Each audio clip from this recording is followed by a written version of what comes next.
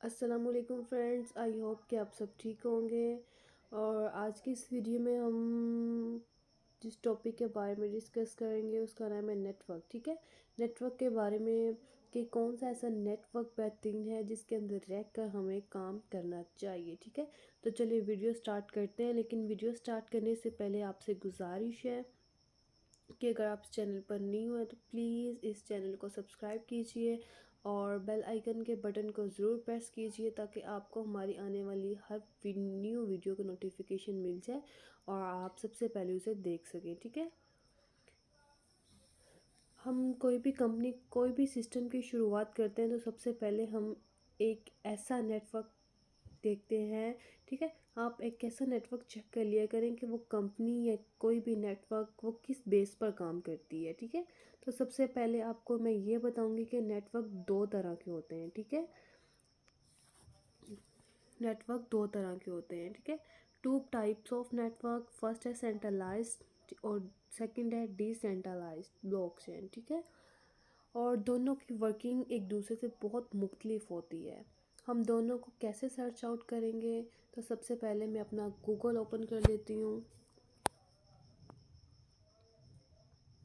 ठीक है, वहाँ पर आप सर्च करेंगे व्हाट इज़ सेंट्रलाइज सिस्टम। ठीक है, centralized system are system that use clients where one or more client nodes are directly connected to a central server। ठीक है, तो हम सबसे पहले सेंट्रलाइज सिस्टम पर बात करेंगे। सेंट्रलाइज सिस्टम एक ऐसा नेटवर्क होता है जिसके अंदर रहकर हम एक क्लाइंट एक यूज़र बनकर अपनी इंफॉर्मेशन प्रोवाइड करते हैं। ठीक है, बट उस इंफॉर्मेशन को कंट्रोल करने वाला एक ओनर होता है। ठीक है, जिसके पास हमारा सारा रिकॉर्ड होता है।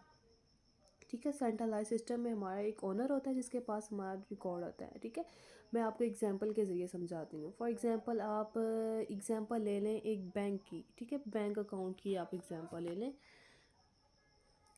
हम अपनी सारी जो इन्फॉर्मेशन होती है अपनी सारी इन्फॉर्मेशन उसे दे देते हैं बैंक अकाउंट वाले को। ठीक है, और आपका जो अकाउंट होता है वो बन जाता है।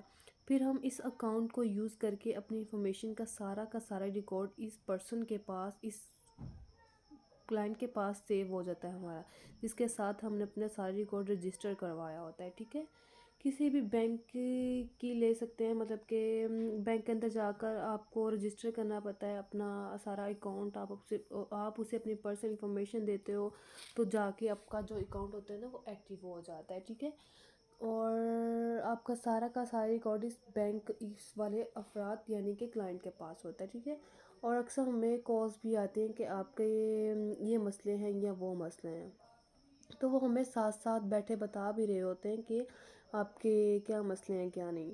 इस सारे के सारे सिस्टम को कंट्रोल करने वाला कोई ना कोई ओनर होता है। ठीक है, तो जो कि सिस्टम को चला रहा होता है।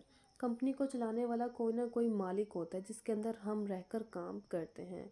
लाइक आप एग्जांपल ले लें, स्कूल्स की ले लें, ऑफिस की ले लें, हॉस्पिटल्स की ले लें। ठीक है, इनको चलाने वाला कौन होता है? एक ओनर होता है जिसके पास मतलब कि सारा जो सिस्टम काम कर रहा होता है।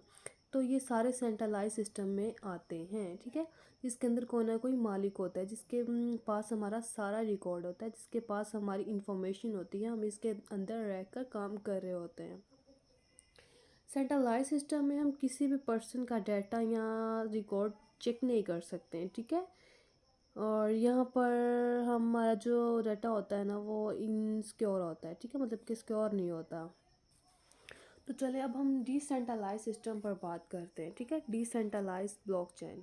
ठीक है, तो जो डिसेंट्रलाइज सिस्टम में हमारे पास जो होता है ना, डिसेंट्रलाइज सिस्टम एक ऐसा सिस्टम होता है जिसमें हमारा जो डाटा होता है ना, हमारा रिकॉर्ड होता है एक ब्लॉक की शक्ल में होता है, जिसके अंदर जो हमारी सारी इंफॉर्मेशन जो है ना वो सेव होती है। ठीक है, इनको कोई भी ब्लॉक या हैक नहीं कर सकता। ठीक है, इसमें जो हमारा सारा डाटा होता है ना वो ब्लॉक की शक्ल में होता है और ब्लॉकचेन सिस्टम में लिंक्ड होते हैं। ठीक है, अब इन चेन सिस्टम को का कोई ना कोई एंडिंग पॉइंट नहीं होता। ठीक है, इन चैन सिस्टम को प्री टू प्री नेटवर्क भी कहा जाता है। ठीक है, ये यहाँ पर जो हमारा कोई मालिक नहीं होता डिसेंट्रलाइज सिस्टम में। सेंट्रलाइज सिस्टम में कोई ना कोई ओनर होता है ना, डिसेंट्रलाइज सिस्टम में ऐसा कोई भी इशू नहीं है, ठीक है। ये हम इंडिपेंडेंट काम करते हैं डिसेंट्रलाइज सिस्टम में।